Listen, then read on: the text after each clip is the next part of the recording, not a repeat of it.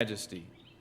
For he received honor and glory from God the Father when that voice was conveyed to him by the majestic glory, saying, "This is my Son, my beloved, with whom I am well pleased." We ourselves heard this voice come from heaven while we were with him on the holy mountain.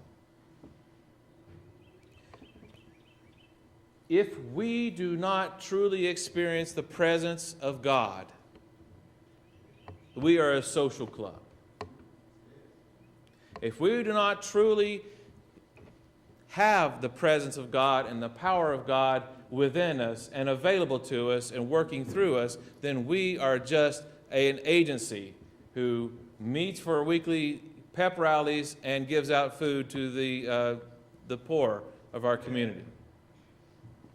It is time for us to pause when we come to the peak of the mountain and sit still and allow the presence of God to make itself real to us.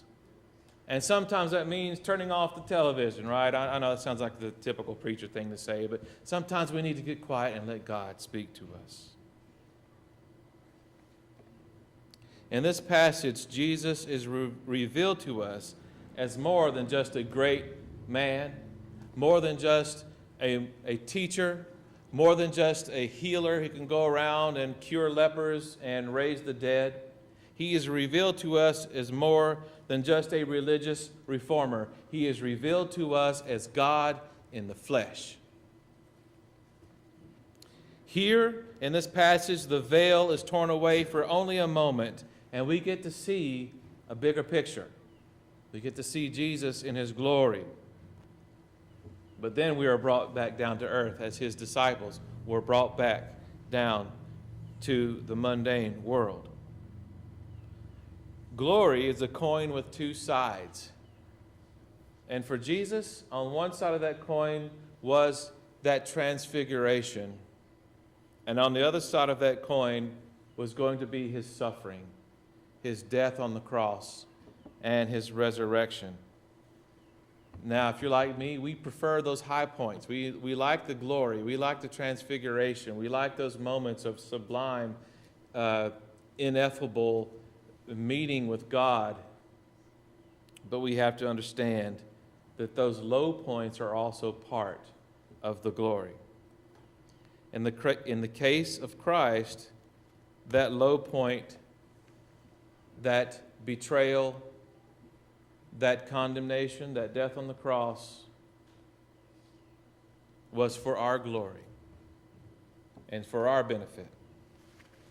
And today, we find ourselves going through peaks and dips, through high points and low points.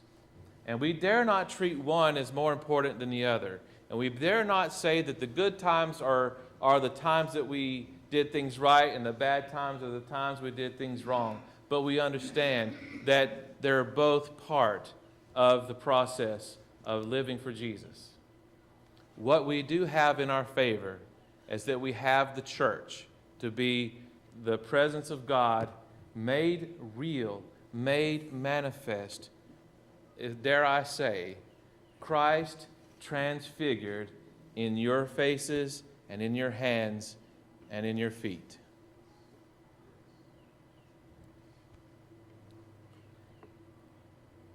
God is with us today. He will give us the strength and the power to do the work that we have to do. And as we look forward from Ash Wednesday to Easter Sunday, we know that we're going to go from a peak to a valley and back to a peak. God is with us. I'd like to ask you to stand as we sing our call to action, number 261. Sweet, sweet Spirit.